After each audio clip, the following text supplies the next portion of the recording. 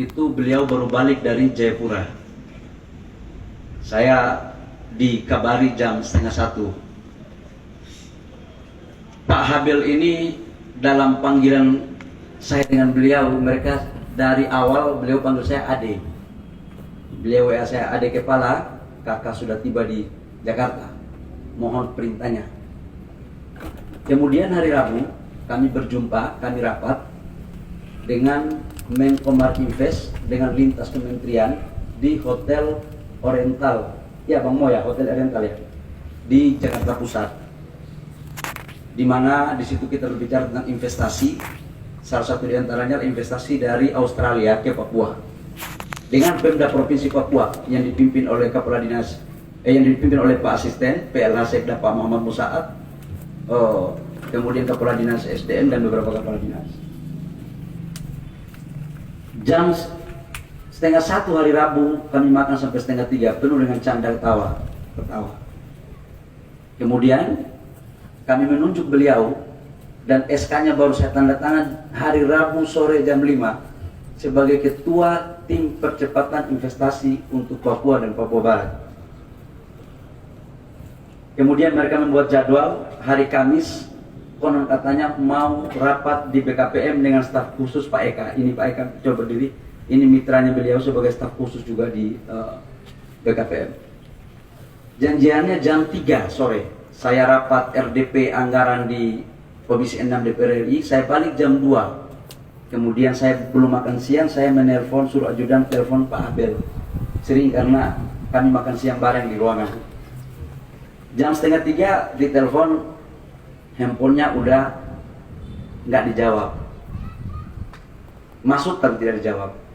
Tapi saya pikir karena beliau harus rapat, jadi jalan saya buat agenda lain.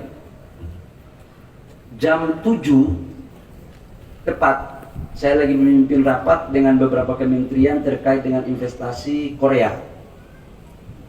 Itu kemudian saya mendapat telepon dari ajudan menyerahkan telepon menyampaikan kalau almarhum orang tua saya, ini beliau ini sudah seperti orang tua kadang-kadang, abang, kakak, guru, sahabat berdebat juga. Sahabat berdebat diskusi. Mengatakan bahwa udah dipanggil oleh Yang Maha Kuasa. Kaget saya langsung stop rapat dan saya minta untuk tim medis jam 7 malam itu dari BKPM semua berangkat ke apartemen Sudirman Park. Pasti ada yang bertanya kenapa tinggal di hotel apartemen Sudirman Park. Saya waktu beliau ke Jakarta, saya kebetulan tidak tinggal di rumah dinas. Saya tinggal di rumah pribadi dan saya bilang kakak pakai rumah dinas saja. Dia bilang ada terlalu besar, jadi kakak tinggal di apartemen aja. Jadi beliau tinggal di Sudirman Park itu dekat dengan kantor. Kemudian kami ke sana. Saya jam 7 lewat sedikit ketemulah sama sopirnya, sama keponakan, namanya ini ada keponakan perempuan. Ini. Mereka berdua saja kebingungan. Akhirnya saya ke sana, saya masih dapat almarhum di tempat tidur dan beliau memang seperti orang tidur. Dan oleh dokter BKPM menyampaikan bahwa Bapak ini Tuhan sudah panggil. Kemudian kami membawa jenazah ke Gatot Subroto. Bapak Bupati, keluarga dan seluruh hadirin sidang istimewa saya hormati. Kemudian saya bawa sendiri. Jadi betul bahwa beliau meninggal di Jakarta, tapi jangan berkecil hati.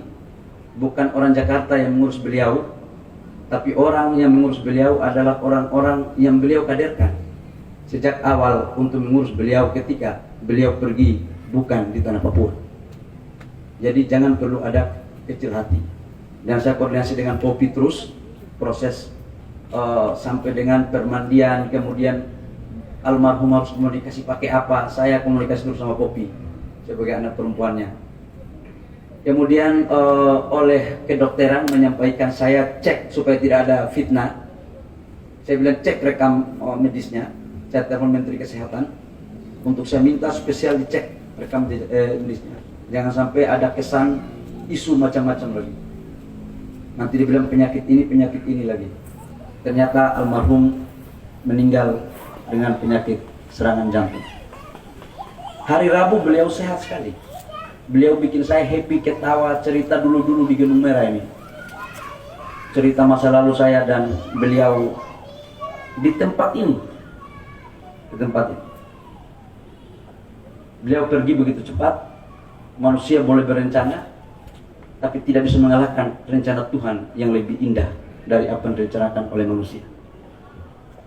Kemudian sampai dengan 12:30, jenazah sudah dimasukkan di peti. Kemudian kita membuat ibadah. Dan besoknya proses yang melayat juga datang. Ada Pak Michael van der Wandu dan beberapa tokoh-tokoh Papua.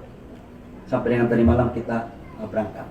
Saya ingin menyampaikan bahwa dalam proses mengurus jenazah dari awal sampai akhir tidak ada satu kendala apapun yang saya hadapi. Semuanya itu lempeng saja, lempeng sekali. Contoh katakanlah saya harus cari pendeta, saya ini kan muslim, saya harus cari pendeta, tiba-tiba pendeta sudah ada. Jalan kita pikir macet, tidak macet. Dan semua apa yang kita pikirkan, contoh katakanlah pesawat penuh, pusing waktu malam-malam.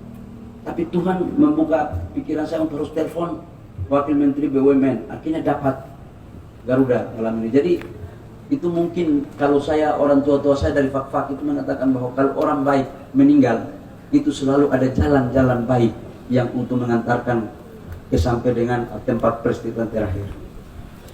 Saya pikir itu dalam proses kronologis perjalanan beliau. Namun izinkan saya lewat sidang yang terhormatin Pak Bupati untuk menyampaikan sedikit kesaksian saya kepada almarhum. Kesaksian saya ini saya akan buka selebar-lebarnya. Yang pertama bagi saya, almarhum Dr.